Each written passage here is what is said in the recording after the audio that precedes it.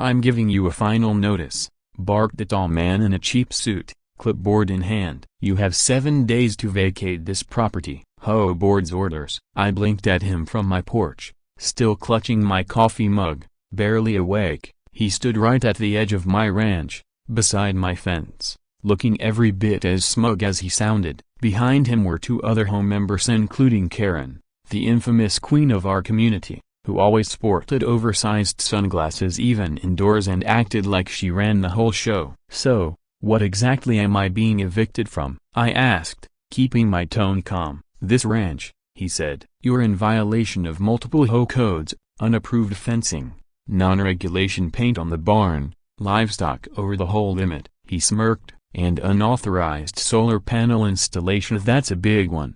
I took a slow sip from my mug. "You do realize I'm not part of your HOA, right?" Karen laughed. "Oh, we expanded last month. You're in it now, sweetheart." That's when it hit me they had no idea. Not only was I not part of their HOA, I actually owned the land their entire HOA building sat on, the very same land where they held meetings, sent out newsletters, and proudly called their community HQ. I had the title deed locked away in a fireproof safe inside my house. But I kept quiet, for now. I just looked at them and said, "Good to know. I'll look into it." They turned and walked off, one already scribbling notes on their clipboard. I watched them go and couldn't help but smile. "Let me tell you how we got here. My name is Mark Dalton. I'm 43, a retired U.S. Army logistics officer. After 2 decades of deployments, I decided to find somewhere quiet, a place to build a life on my own terms. So I bought 45 acres just outside a growing suburb in Arizona, wide open, peaceful, surrounded by mountain views, and plenty of room to breathe. I built a modest house, started raising horses, grew my own vegetables, and for the first time in years, I slept through the night. Back then, there was no HOA. The land was pure, clean and free of politics. But like most good things, it didn't last. A year later, the developers arrived in big white trucks, men in hard hats, blueprints unfurled across the hoods of pickups. I didn't mind. Growth was inevitable. The land around my ranch was sold off to a company that built a luxury neighborhood called Hidden Pines Estates. Fancy homes, manicured lawns, street lights that dimmed automatically at night. And with those homes came a homeowners association. At first, they left me alone. I wasn't part of their development. After all, I had my own separate entry road, and my property lines were clearly marked. But as the neighborhood grew, so did their ego. It started with letters printed in bold, always signed by the board. First, a request to update my fencing to match the aesthetic of the community. Then a suggestion to reconsider the livestock on my land. Then a warning about non-compliance with the community energy policy because of my solar panels. I ignored them. That didn't sit well with Karen. Oh, Karen Whitmer, HOA president. She and her husband, a dentist who rarely spoke, lived in the biggest house on the block. 4 stories of modern glass, robotic lawnmowers, and a fountain that lit up blue at night. She wore pearls to board meetings and once tried to ban kids from riding scooters after 4 p.m., claiming it disrupted her wine hour. Karen took my silence as a challenge. She started showing up unannounced, sometimes standing near my gate, snapping pictures of my barn, my horses, or the kids who came by for riding lessons. She once called my truck an eyesore to my face. One time, she left a note in my mailbox that read, "You'd be surprised what a bulldozer can fix." I reported her to the local sheriff's office. They told me that as long as she wasn't trespassing, there wasn't much they could do. So I installed cameras, high quality, motion activated, night vision, all linked directly to my phone. One morning, I found her inside my gate, filming and loudly declaring my ranch a safety hazard and unfit for a civilized community. That was the final straw. I filed a legal cease and desist. My lawyer sent a warning letter, but the HOA didn't back down. In fact, they doubled down. And that brings us to today. They weren't just harassing me anymore, they were trying to evict me. Little did they know, years before any of this started, I had bought a large chunk of the land next to me, about 5 acres for potential horse trails. Back then, it was undeveloped land, but not anymore. When the developers came in to build Hidden Pines Estates, They needed part of that 5-acre plot for their clubhouse and HOA office. They assumed it belonged to the original developer, but it didn't. It belonged to me. Their title company made a clerical error and somehow missed it. They built their fancy HOA building complete with fountains, flags, and high-tech conference rooms right on my land. And I let them, because sometimes the best kind of revenge is the one that comes slowly. But now, they were pushing too far. Eviction notices? Really? I walked back inside my house that morning, poured another cup of coffee, and pulled the folder from my safe. Inside were the original deeds assigned, notarized, stamped, and protected. They'd messed with the wrong rancher. I started drafting a letter not just to the HOA board, but to every homeowner in Hidden Pines Estates. They needed to know who really owned their precious boardroom. But just as I began writing, something on the security feed caught my eye. 3 HOA members, Karen and Cludita, were back at my gate. Only this time, no clipboards in hand. Instead, they carried chains and bolt cutters. I watched in disbelief as Karen pointed at the padlock on my front gate, saying something I couldn't quite hear. The man beside her swung the bolt cutters and snipped the lock clean off. They started walking onto my land. That's when I stood up, grabbed my phone, and said aloud, "Okay, that's trespassing." What happened next? You won't believe it. I stormed out of the house, boots pounding on the dirt, heart racing like a stampede. My phone was already dialing the sheriff's office as I crossed the yard, security feed still streaming on my other hand. Karen and her HOA crew were halfway up my driveway, I bold as brass, striding across my land like they owned it. The bolt cutter guy, tall, red-haired, and sunburned, looked up, caught sight of me, and froze, like a deer in headlights. Karen, though, she didn't even flinch. "Mark," she said with a smug smile, "we're here for the inspection. You didn't respond to our notice, so we took initiative. HOA regulations allow surprise site visits when violations are ongoing." I stopped just short of them, planting myself firmly between them and my barn. "You broke my lock," I said, holding up my phone so the sheriff on the other end could hear every word. "You're trespassing. I've got it all on camera, and you better believe I'm pressing charges." Karen's face twitched ever so slightly, but she covered it with a laugh. "Oh please, we're just doing our job. You can't hide from accountability."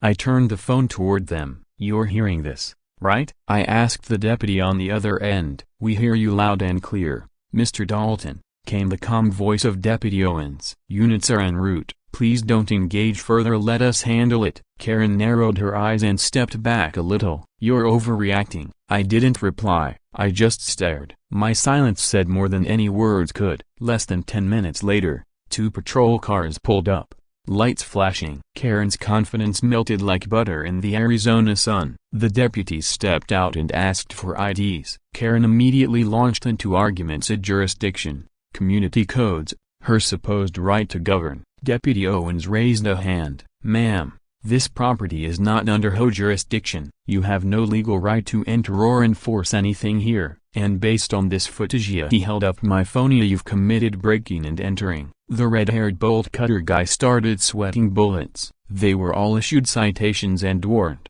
"Return," and they'd be arrested on the spot. Karen stomped back to her SUV like a toddler denied candy. I watched them leave, but I wasn't smiling this time. Something inside me snapped that day. This wasn't just a few busybodies getting carried away. This was targeted harassment, and I had kept my secret long enough. That night, I sat down and wrote a letter. Not just any letter, a revelation. "Dear residents of Hidden Pines Estates, you may not know me. I'm Mark Dalton, owner of the ranch next door. Maybe you've seen horses on the hill or the old red barn by the trail. What you don't know is I also own the land beneath your HOA's main building. I've included copies of the deed, high-resolution aerial maps showing land boundaries, and a notarized statement from my lawyer confirming your HOA headquarters was built illegally on private property of mine. The next time your HOA tries to bully someone, you should ask them exactly what land they control." I printed over 200 copies and hand-delivered them to every mailbox in Hidden Pines Estates the next morning. By sunset,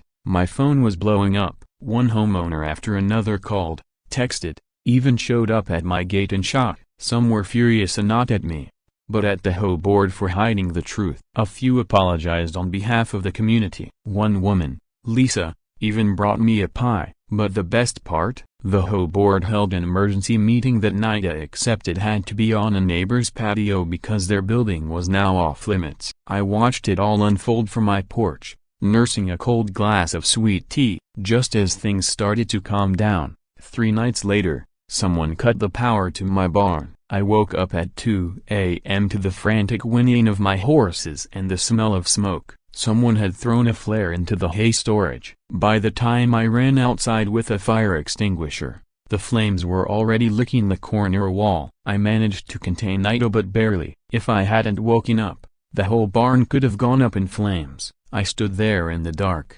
panting, shaking, ash on my clothes, and I knew this wasn't over. Someone wanted me gone, and they were willing to play dirty. The sheriff's department arrived immediately after my 911 call. I showed them the charred spot near the hay. I showed the sheriff the flare casing I'd found on the ground, along with footage from my security cameras, which luckily covered nearly every inch of the ranch. The cameras didn't catch a clear face, but they did catch a silhouette slipping through the trees behind the barn, carrying what looked like a gas can. Deputy Owens took one look at the scene and shook his head. "This was no accident," he said. "Someone came here with intent." That night, I didn't sleep. I sat on my porch with my shotgun resting across my lap, a floodlight aimed at the barn. I wasn't just angry, I was disappointed. I had tried to live peacefully. I had tried to be the bigger man, but someone in Hidden Pines had decided, if they couldn't push me out with rules and fines,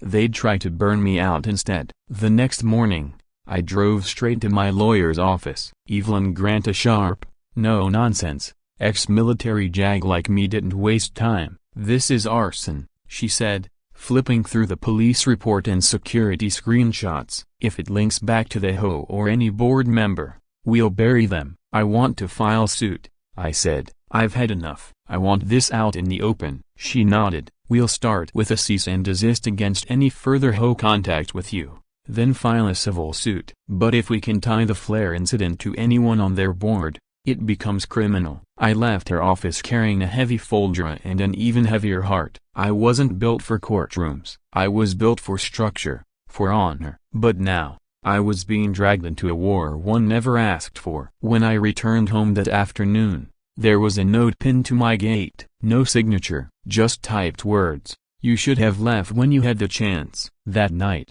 I installed new floodlights, added 2 more cameras facing the tree line, and set up motion sensors around the barn's perimeter. I even moved the horses to a friend's stable 2 towns over for their safety. I had just finished tightening the last camera bolt when I saw a figure standing at the edge of the tree line. A woman, shoulders squared, arms crossed. Karen. She didn't say a word, just stared at me for a long, cold moment. Then she turned and disappeared back into the trees.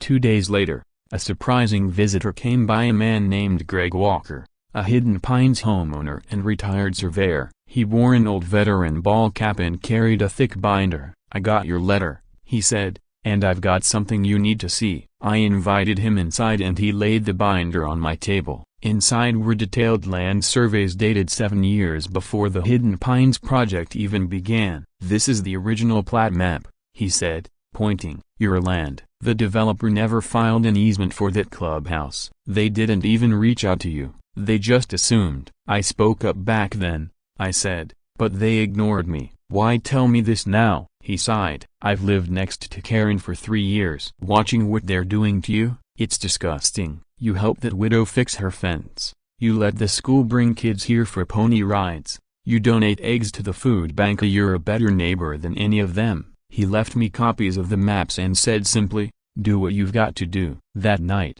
I emailed Evelyn the documents. Within hours, she sent back a new draft lawsuit, adding claims of land theft, zoning fraud, and criminal trespass. But while we prepared to strike back legally, another storm hit. Literally. Arizona skies opened up in a brutal monsoon. Rain poured, wind howled, and lightning cracked the sky in blinding flashes. At about 1:30 a.m., a bolt struck an old oak tree near the clubhouse. I heard the sirens before I even saw the glow. The whole building was on fire. By the time firefighters arrived, half the roof had collapsed. Flames had torn through the walls, fueled by stored paper files and cheap insulation. It was chaos. Neighbors came out in their robes, watching the very heart of their community burn to ash. I stood on my porch, drenched and stunned. In that moment, I felt nothing. Not joy, not sadness, just stillness. But something told me this fire wasn't an accident either. The next morning,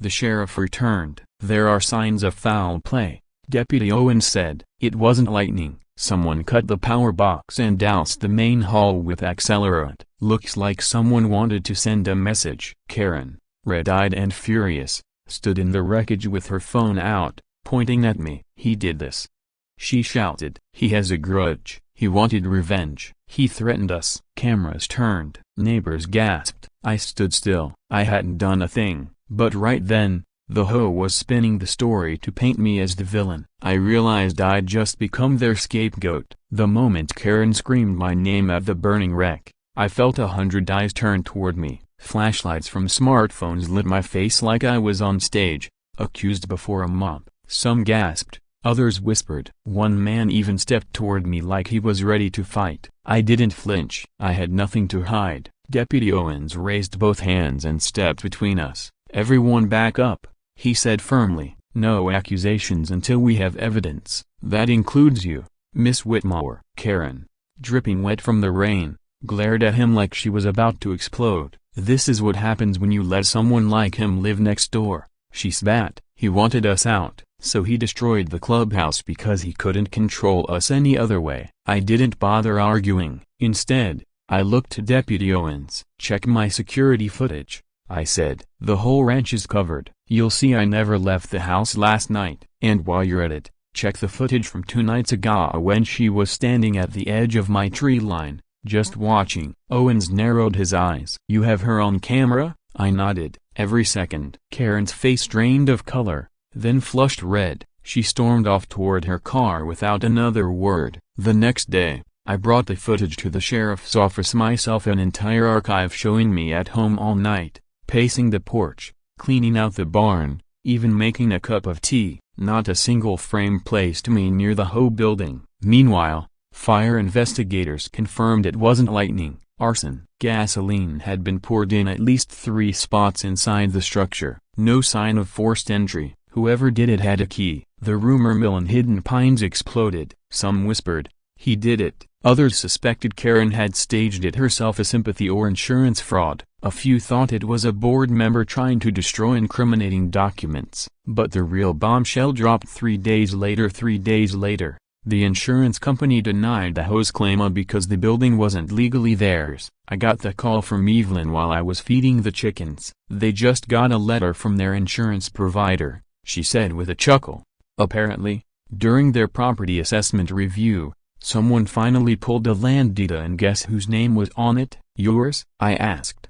"Yep," she confirmed. "Since the HOA doesn't actually own the land, they can't claim the building. They're not covered." I nearly dropped the feed bucket from laughing. Karen had spent months trying to run me off my own ranch. Now her precious headquarters was just a pile of ashes, and no one was going to help her rebuild. But while the board scrambled, another twist surfaced. That evening, Evelyn called again. "You need to come by the office," she said. "We received a packet from a whistleblower." I drove over immediately. Inside a manila envelope were photocopies of emails, leaked messages between HOA board members. One stood out, from Karen's official HOA email, addressed to the board. Subject line, "Removing the obstacle." "If we can't get Dalton out legally, maybe it's time we encourage him to leave another way. I've asked Gary to look into options. He's got connections." I stared at the page, stunned. "That's criminal," Evelyn said. "Conspiracy to harass, possibly attempted intimidation." "If we can verify this came from her real email, this could become federal." "Who sent it?" I asked. Evelyn slid a small yellow sticky note across the table. 2 words, written neatly: "Greg Walker." The same man who brought me the land surveys. The same man who lived quietly in Hidden Pines, watching it all unfold. That night, I went to see him. He opened the door with a tired smile and a folder in hand. "I used to believe in HOAs," he said. "I thought they were about building good communities, keeping people honest. But Karen twisted it. It became about control. About fear." "You could have stayed quiet," I said. "I almost did," he admitted. "But then I saw your barn nearly burn." That was the line. Someone had to do the right thing. He handed me the rest of the email, some more evidence, more names and a copy of a wire transfer linking Gary, the bolt cutter guy, to one of the HOA's secret accounts. "They paid him to mess with your ranch," Greg said. "That flare? That was no random vandal." I took the folder, thanked him, and walked home through the cool desert air. Fire building in my chest. I had everything I needed: evidence, witnesses, motive. It was time to end this once and for all. But when I reached my porch, I found another envelope taped to my front door. No name, no return address. Inside was a single photo, a picture of my ranch, taken from inside the HOA clubhouse before it burned. On the back, written in red marker, "You should have stayed quiet. Next time, it won't be just hay that burns." That was the moment I realized this wasn't just a legal fight anymore. Someone out there wanted a war. I stared at the photo for a long time. My ranch, captured from behind a tinted clubhouse window, perfectly framed like a target. The threat wasn't just words. It was personal. It was bold. And it was signed with flames. I locked every gate, double-checked the cameras, rearmed the perimeter alarms, and even moved the horse Essa and my dog, Bert Yusa, to my brother's ranch 30 miles away. Then I made a decision. I wasn't waiting anymore. The next morning, I walked into the sheriff's department with the photo and the whistleblower documents. Deputy Owens brought in a higher-ranking investigator from the county's Special Crimes Unit. Once they saw everything, Karen's email, the threat note, the payment records to Gary, they launched an official criminal investigation. Owens looked me in the eye across the desk. "Mr. Dalton, this may go beyond harassment. You're looking at conspiracy, arson, property damage, and possibly attempted murder if that flare had caught while someone was in the barn." I nodded. "I don't want to wait until someone actually dies," he agreed. "We're going to subpoena HOA financials. The emails will be verified through their server provider, but we need to keep you safe in the meantime." "I'll be fine," I said calmly. "I've got a few tricks of my own." I wasn't lying. That afternoon, I called in some old friends, army buddies, not soldiers anymore, just retirees like me, men and women who owed me favors, or just wanted an excuse to come down to Arizona for a little country vacation. Within 2 days, 4 old comrades were staying in my guest rooms, sleeping in shifts, patrolling the land, and helping me set up surveillance that would put any military base to shame. We were ghosts in the trees. Nothing moved without us seeing it. And still, on the third night, it was 2:42 a.m. when the alert pinged on my phone. Emotion detected near the north fence. Even from 30 miles away at my brother's place, Brutus went wild, barking, sensing something through the video feed. I grabbed my rifle and stepped outside. Wyatt, one of my old army buddies, was already crouched behind the garage, night vision goggles in place. I checked the cameras. There's someone creeping low through the tall grass, making their way toward the generator shack. Wyatt's voice crackled softly in my earpiece. "I see him. One suspect, carrying a jerry can." "Don't engage," I murmured back. "Just record. Let's catch him red-handed." We tracked him silently from the shadows as he reached the edge of the shack. He popped the fuel cap open and started pouring something, almost certainly gasoline. Then suddenly, he froze. A sharp red laser dot had appeared, centered right on his chest. Hands in the air, I ordered from behind him. He spun around and bolted straight into one of the wire traps we'd set earlier to catch coyotes. The snare snapped tight around his leg, flipped him hard, and he hit the dirt with a scream. We called the sheriff immediately. They arrived within 12 minutes. When they cuffed him and yanked off his mask, there stood Gary, red-haired, sunburned, and just as foolish as ever. He stayed silent as they shoved him into the patrol car. But we didn't need a confession. The jerry can,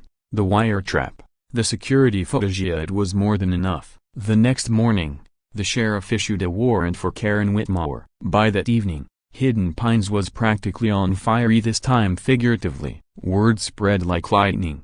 Their queen bee was under investigation for criminal conspiracy and arson. Residents were furious. At least 6 people called an emergency meeting, demanding her immediate removal from the HOA board. But Karen wasn't done yet. While Deputy Owens was delivering the warrant to her property, she was already gone. She'd packed a suitcase and vanished to skip town without a word. Before she left, though, she lobbed one last insult. A full-page article appeared in the local paper. Veteran rancher poses threat to HOA safety, how one man terrorized a community. It was filled with half-truths, twisted stories, and outright lies, painting me as unhinged, aggressive, dangerous, and even militia-adjacent. I read it and then I laughed, because by then, the truth was already catching up with her. A week later, police tracked her to a hotel in Flagstaff. She was arrested without incident and hauled back in handcuffs. That image of Karen, in a designer tracksuit,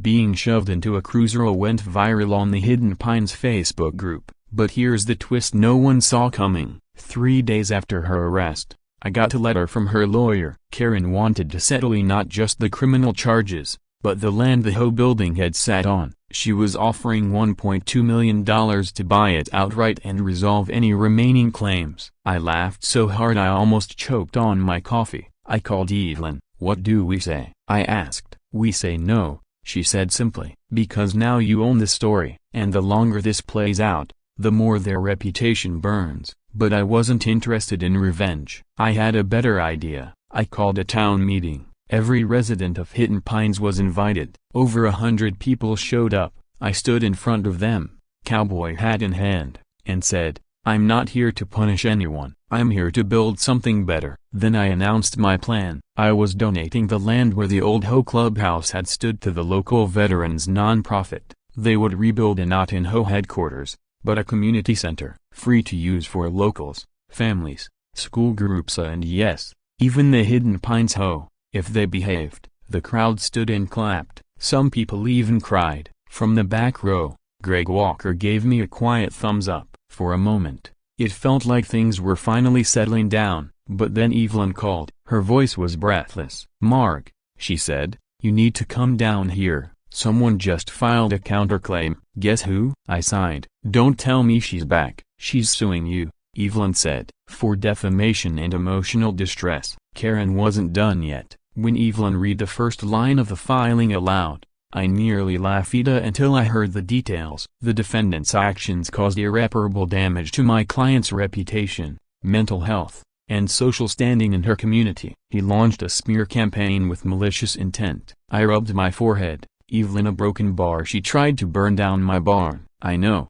Evelyn said, but she also knows she's cornered. This is her last move, a desperate swing to flip the narrative before her trial. She's trying to play the victim. Exactly. We filed a motion to dismiss, but here's the thing about court, it's slow, and while we waited, the media got involved. Local news channels picked up the headline, HOA president sues ranch owner after arson arrest. Karen's lawyer went on TV, painting her as a community builder who'd been traumatized by my campaign of hatred. They showed photos of her in a neck brace, claiming stress-induced migraines and panic attacks. One channel even ran footage of her sitting tearfully in her lawyer's office. It was theater performance, but the damage was real. Suddenly, people started pulling away from me. A few neighbors stopped waving. One family canceled a riding lesson for their kid, saying, "We just don't want to get involved anymore." That cut deeper than I expected. I'd poured myself into this ranch, into this community. I had tried to. I kept trying to give back, to be kind, to help those around me, but now, I was being painted as the villain. Still, I didn't get bitter. I got smart. Greg Walker reached out again. "You know what you need?" he said. "The truth, public and loud." So that's exactly what we did. Greg called in a favor from his niece Savannah, a local journalist who ran an independent YouTube channel. We invited her out to the ranch. Cameras rolling. Mic clipped to my shirt. I laid it all out, the harassment, the fake fines, the lock cutting, the arson attempt, the photo threat, and the huge secret they hadn't expected, that I actually owned the land their precious HOA building sat on. Savannah asked thoughtful, sharp questions. She even interviewed Greg, Deputy Owens, and Lisa at the neighbor who'd once brought me a pie after the HOA's threatening letter went out. The video went live that Friday. The title? The HOA tried to evict the ranchero broken bar, then found out he owned their land. Within 48 hours, it had racked up 2.3 million views. Comments poured in. "This is wild. Karen belongs in jail. The way he stayed calm and stuck to facts. A legend. You should run for mayor, Mark. Suddenly, everything flipped. Neighbors waved at me again. More pies showed up at my gate. Strangers emailed to thank me for standing up. Veterans from across the country messaged me. You fought for us once, and you're still fighting now. Even some of the Hidden Pines residents who had backed Karen quietly resigned from the HOA board. But Karen? She doubled down. Her lawyer pushed for an emergency hearing, claiming the video was retaliatory and demanding it be taken down. The judge refused. Freedom of speech. Then Evelyn got a call from the district attorney's office. Mark, she said, her voice steady but tight, they're moving forward with criminal charges against Karen for the arson. Yes, and more. Attempted intimidation, conspiracy, and obstruction. She even had someone delete surveillance footage from the HOA building days before it burned. It was a bombshell. The court date was set. I thought that would finally be the end of it, but I had underestimated Karen Whitmore's ego. 2 weeks before the trial, I was sitting on my porch enjoying a quiet evening when I noticed something strange. My camera alerts weren't pinging, not a single one. That had never happened before. I checked the app, all systems offline, every single one. Slowly, I stepped off the porch, flashlight in hand, scanning the dark edges of the property. That's when I saw it.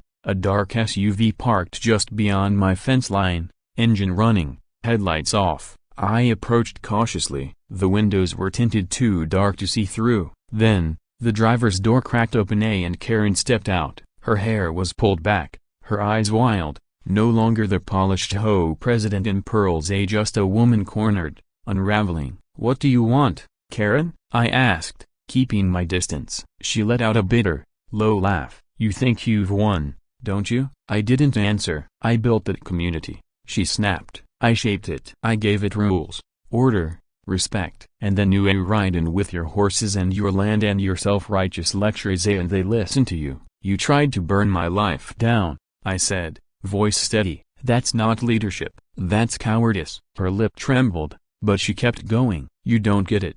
People don't follow rules unless you force them. You have to control them, or they turn on you. I saved that neighborhood. I shook my head slowly. You didn't save it. You infected it. She took a step forward. I raised my phone. The sheriff's office is already tracking this visit. You're violating your bond terms just by being here. She froze. I was bluffing, but she didn't know that. Her breath hitched. Slowly, she backed away, then turned and climbed into her SUV. Before she slammed the door, she shot me one last line. This isn't over. She peeled off into the night, tires kicking up dirt. And just like that, the quiet returned. But I knew, the final chapter was just around the corner.